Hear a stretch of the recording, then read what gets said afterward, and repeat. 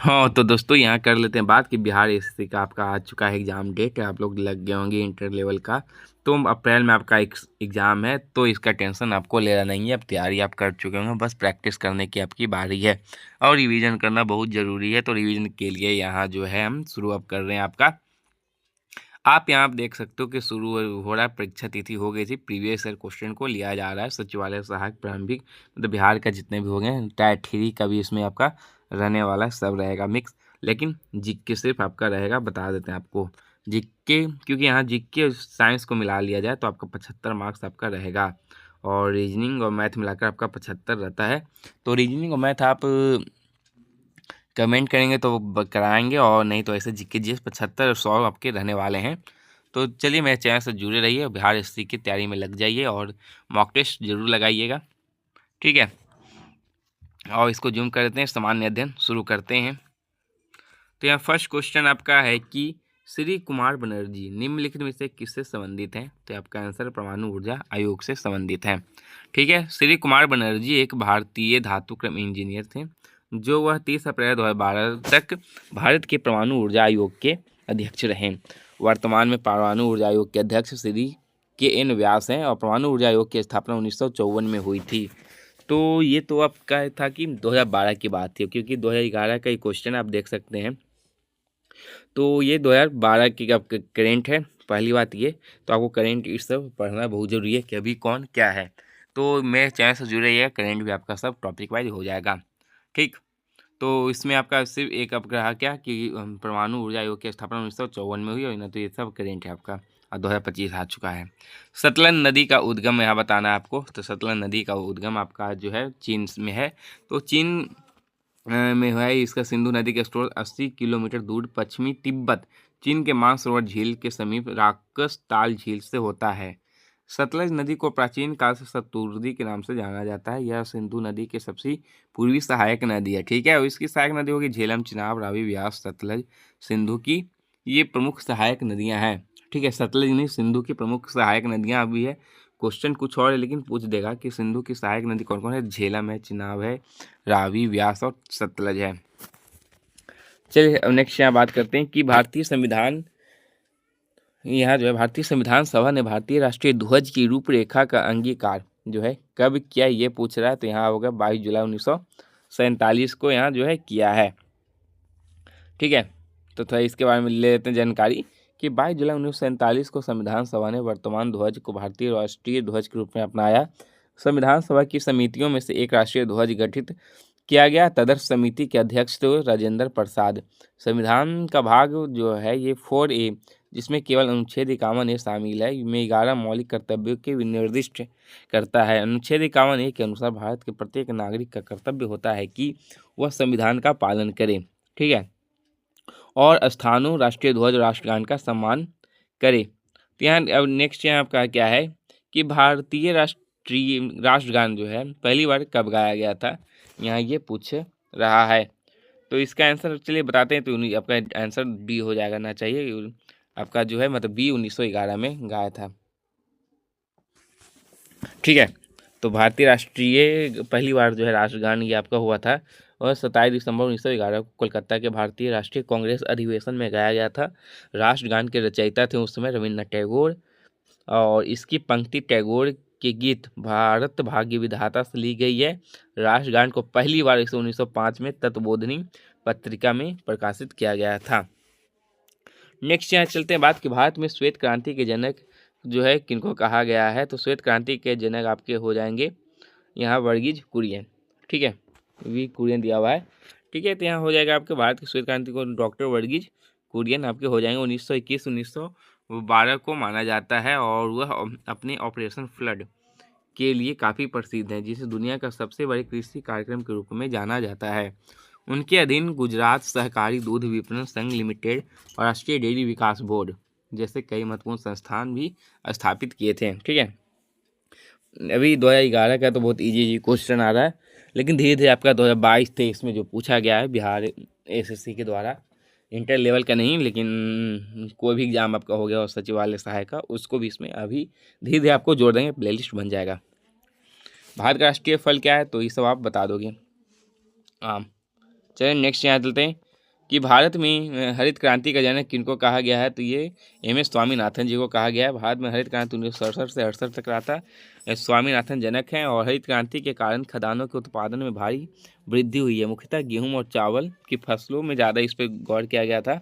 हरित क्रांति पहले और ऐसे 1960 के दशक में हुआ था। नॉर्मन बोरलॉग द्वारा शुरू की गई थी, ठीक है। और नॉर्मन बोरलॉग जो है इनको 1970 में नोबेल शांति पुरस्कार भी दिया गया था, ठीक है। हरित क्रांति के जनक ऐसे बोला जाता है नॉर्मन बोरलॉग। लेकिन भारत की यहाँ बात करें, भारत में आपका वर्गीकरण ही हो जाएंगे, ठीक है। सॉरी, स्वामीनाथन हो जाएंगे। वर्गीकरण तो दूध के थे, श्वेत क्रांति के थे। तो यहाँ आपके स्वामीनाथन हो जाएंगे भारत के लिए। विश्व में आपका नॉर्मन बोरलॉग हो जाएंगे। तो ये सब आपके लिए अभी थोड़ा इजी है।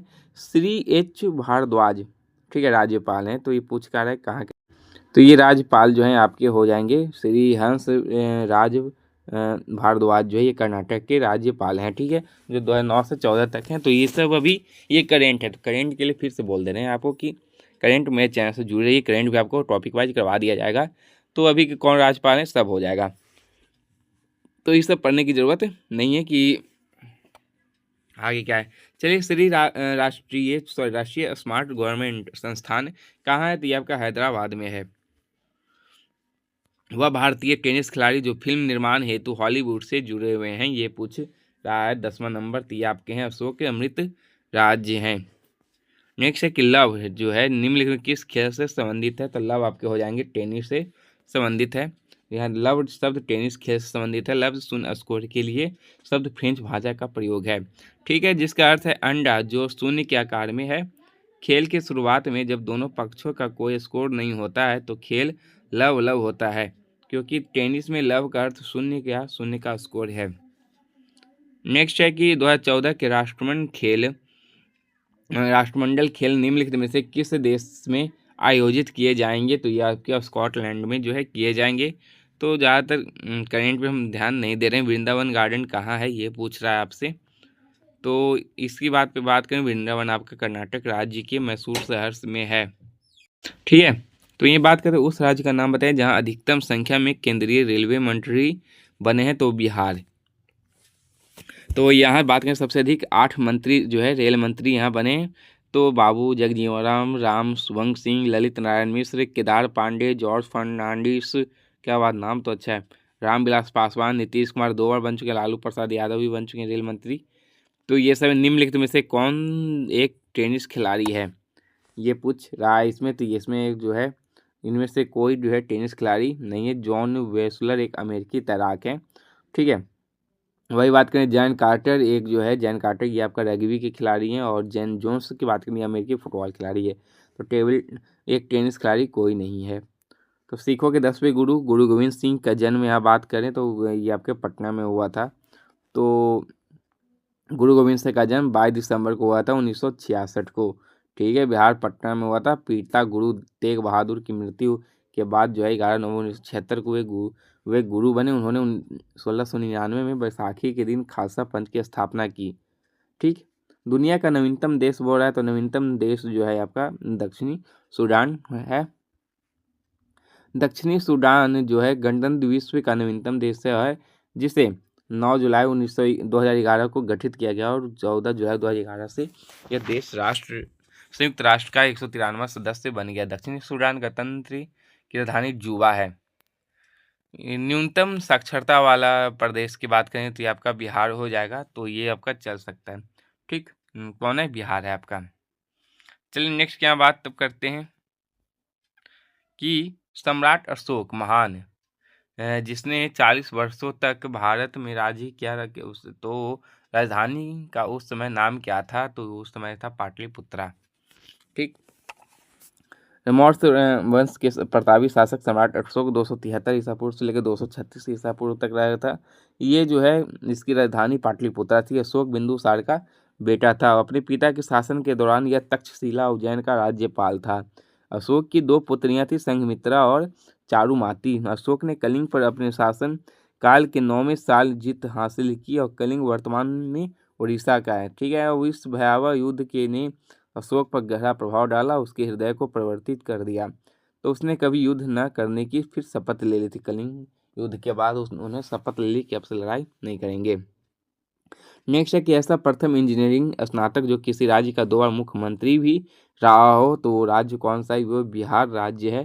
बिहार के मुख्यमंत्री Nitish Kumar Bihar college of engineering Patna से अभियांत्रिकी में स्नातक की पढ़ाई की है। निम्नलिखित में से कौन सा देश जो है आसियान का सदस्य नहीं है? यहाँ ये पूछ रहा है, तो यहाँ आपका आंसर जो हम बता देते हैं, आंसर आपका हो जाएगा बांग्लादेश नहीं है। तो थोड़ा आसियान के बारे में भी जान लेते हैं। आसियान की स्थापना 1967 में हुई थी। इसकी सदस्यों की संख्या में है थाईलैंड है, Singapore, Vietnam, Laos, Indonesia, Myanmar, Philippines, Brunei, Malaysia और कंबोडिया शामिल है। आसियान का पूरा नाम association of south east Asian nation. ASEAN का सचिवालय इंडोनेशिया की राजधानी जकार्ता में है। आसियान का आदर्श वाक्य वन विजय वन आइडेंटिटी वन कम्युनिटी है। ठीक है, 8 अगस्त से आसियान दिवस के रूप में मनाया जाता है।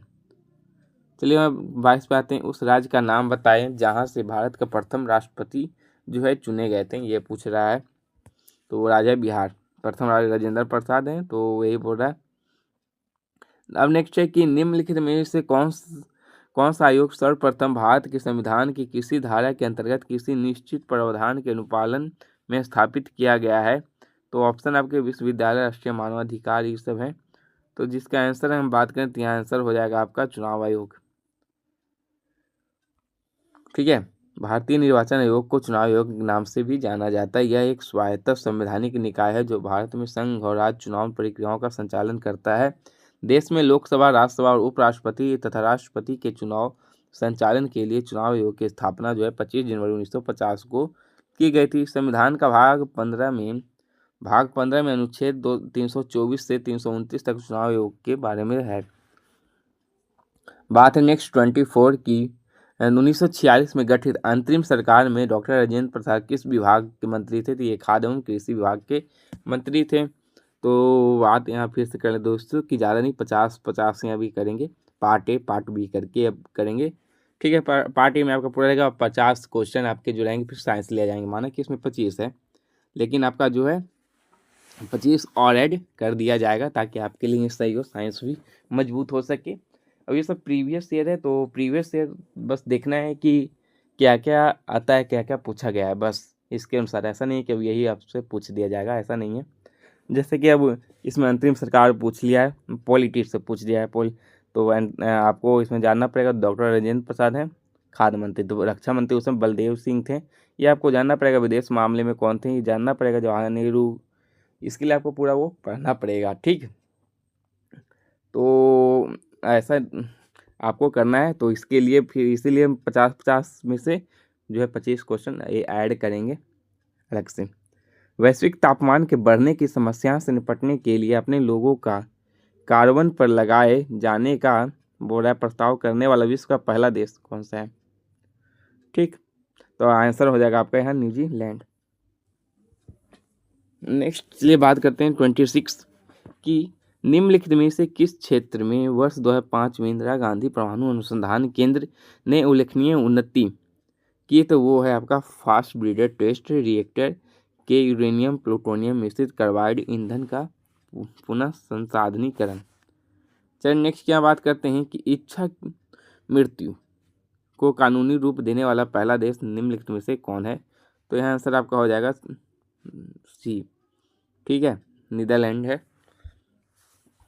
तो नीदरलैंड थोड़ा है, तो मुद्रा यूरो है। नीदरलैंड की राजधानी एम्स्टर्डम है और मुख्यालय जो है हेग नीदरलैंड में ही है। अंतर्राष्ट्रीय न्यायालय का जो मुख्यालय हेग है ना, हेग आपका नीदरलैंड में ही पड़ता है। निम्नलिखित में से कौन सा एक हिंदुस्तानी शास्त्रीय गायक है? तो गंगूबाई हंगल जो है हिंदुस्तानी शास्त्रीय गायक है। वे किराना घराने से संबंधित हैं और गंगूबाई हंगल महान उस्ताद सवाई गंधर्व की शिष्य थी। ये मूल रूप से कर्नाटक की रहने वाली थी। इसका निधन 2009 में हुआ था।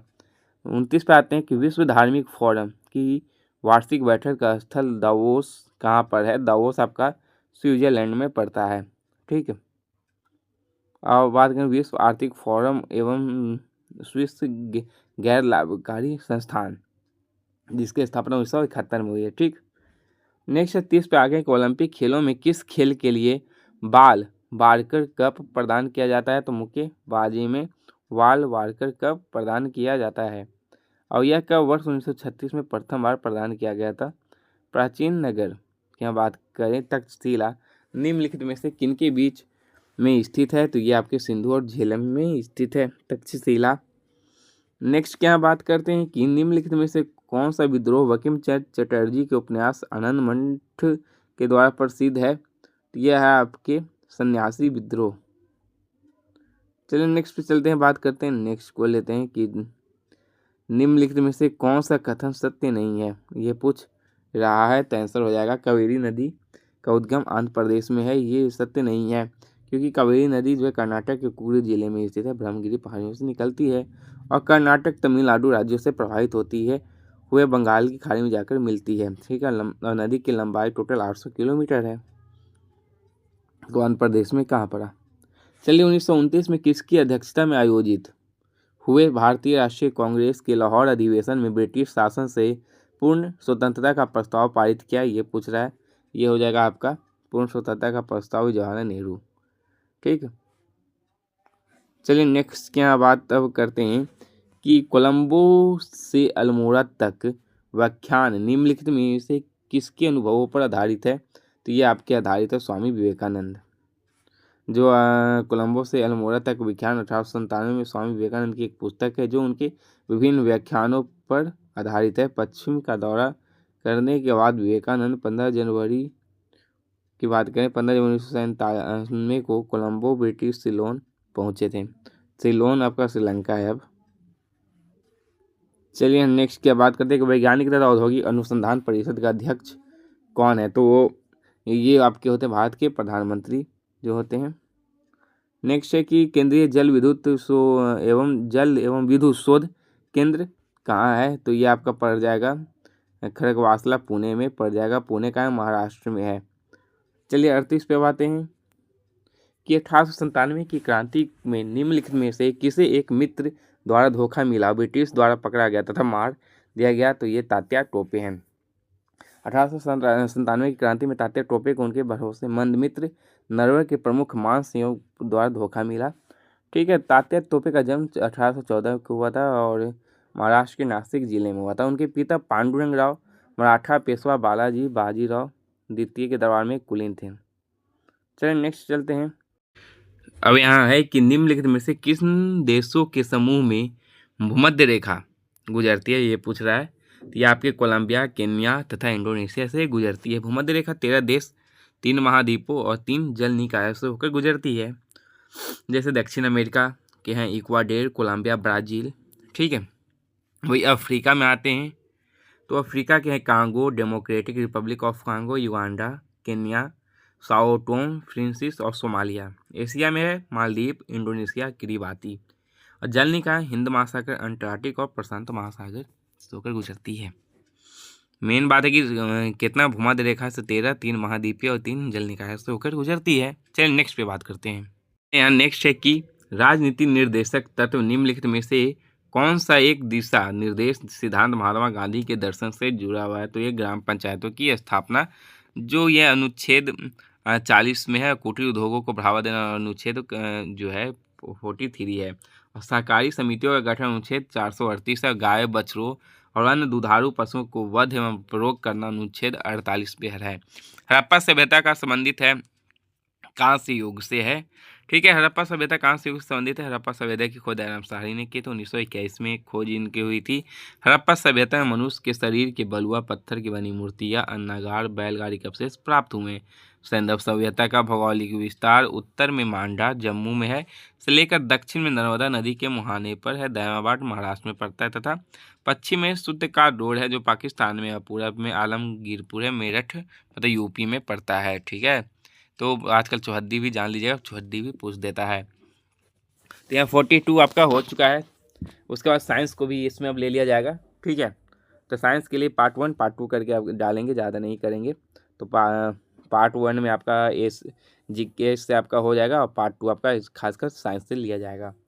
तो करते हैं अभी पार्ट 1 को कंप्लीट, उसके बाद पार्ट 2 लाते हैं। यहाँ क्वेश्चन है कि भारत तथा चीन के बीच कौन सी सीमा है? तो ये आपका मैकमोहन है। रेड क्लिफ बताना है कि पाकिस्तान के बीच है। ठीक है, ड्रोन रेखा पाकिस्तान, ये सब आपको जानना है। ठीक है, ड्रोन मतलब अफगानिस्तान से था, अफगानिस्तान और हिंद गया, लेकिन अब पाकिस्तान और अफगानिस्तान आप बोल सकते हैं।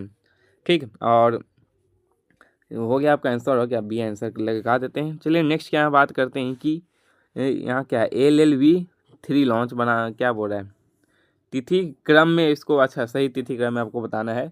तो यहाँ पहले क्या हो जाएगा ये पूछा, तो बांग्लादेश का बनना है। चलिए बात करें तो ये आपका 1971 में बना था। ठीक, 1971 में हुआ था। पोखरण जो हुआ था आपका ये हुआ था 1974 में। और वही बात करें सिक्किम की, यहाँ बात करें 22वां राज्य बना, ये बना 1975 में। तो आपके पहले हो जाएगा 2-4, ठीक है, 2-4-3 एक हो जाएगा आपका 75 में। और SLV3 लॉन्च हुआ था, ये 80 में हुआ था। मैगी नोट रेखा किन देशों के मध्य है, ये पूछ रहा है। तो मैगी नोट फ्रांस और जर्मनी के मध्य है, और इसका निर्माण 1930 में हुआ था। ठीक है, चलिए नेक्स्ट करते हैं कि चीनी तीर्थयात्री हेनस्वांग जो है भारत के भ्रमण किए थे, तो कौन थे, हर्षवर्धन के समय ये आए थे। तो हर्षवर्धन की यहाँ बात कर लें तो हर्षवर्धन के समय आया था, हेनस्वांग आया था। प्रसिद्ध चीनी बौद्ध भिक्षु है और सम्राट हर्षवर्धन था। हेनस्वांग भारत के लगभग 630 से 643 ईस्वी के मध्य आया था। वह नालंदा बिहार के बौद्ध विश्वविद्यालयों में पढ़ने और भारत से बौद्ध ग्रंथ संग्रह करने के उद्देश्य से आया था। ठीक, उसने अपने ग्रंथ उसका है सियूकी के नाम से लिखा है। इसे यात्रियों का राजकुमार और वर्तमान शाक्य मुनि कहा गया है। पूर्ण क्रांति का आह्वान किया गया था, आह्वान, ठीक है, ठीक है, पूर्ण क्रांति का आह्वान किया गया था। तो ये किया गया था आपका जयप्रकाश नारायण के द्वारा किया गया था। संपूर्ण क्रांति होना चाहिए था। चलिए नेक्स्ट यहाँ बात करते हैं कि विंग्स ऑफ फायर के लेखक कौन है। तो विंग्स ऑफ फायर के लेखक अब्दुल कलाम है, जिन्होंने विंग्स ऑफ फायर 1999 में प्रकाशित की थी। 2002 से 2007 तक ये अब्दुल कलाम जो है भारत की 11वीं राष्ट्रपति के रूप में कार्य किए थे। इनको मिसाइल मैन के रूप में भी जाना जाता है। इनके पुस्तक United minds, India, my dream, wings of fire और माई जर्नी है। चलिए नेक्स्ट करते हैं भाखड़ा नंगल जो है बांध, ये किस नदी पे ये पूछा है, तो ये आपका सतलज नदी पर है। ठीक है, भाखड़ा नंगल परियोजना पंजाब, राजस्थान, हरियाणा राज्यों का संयुक्त उपक्रम है। भाखड़ा नंगल बांध जो है 1948 में शुरू की गई थी और 68 में पूरी हुई थी। बांध के पिछले में बनी झील का नाम गोविंद सागर जो हिमाचल प्रदेश में, वह बांध विश्व का सबसे ऊंचा गुरुत्वीय बांध और दूसरा सबसे ऊंचा बांध है। विश्व का सबसे ऊंचा बांध चीन में निर्मित है, जिनपिंग कहा गया है। कल्हन द्वारा रचित राजतरंगिणी है। तो ठीक है, तो ये कश्मीर का इतिहास उसमें दर्शाया गया है।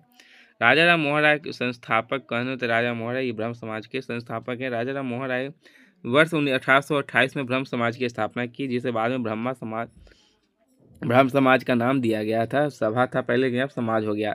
राजा राम मोहन राय द्वारा तुहफत उल मुआहिदीन 1809 में नामक पुस्तक लिखी। ब्रह्म समाज का मुख्य उद्देश्य था हिंदू धर्म में सुधार लाना। ब्रह्म समाज के सिद्धांतों के बात करें और दृष्टिकोण से जो है मुख्य आधार था मानव विवेक, तर्क शक्ति, वेद और उपनिषद।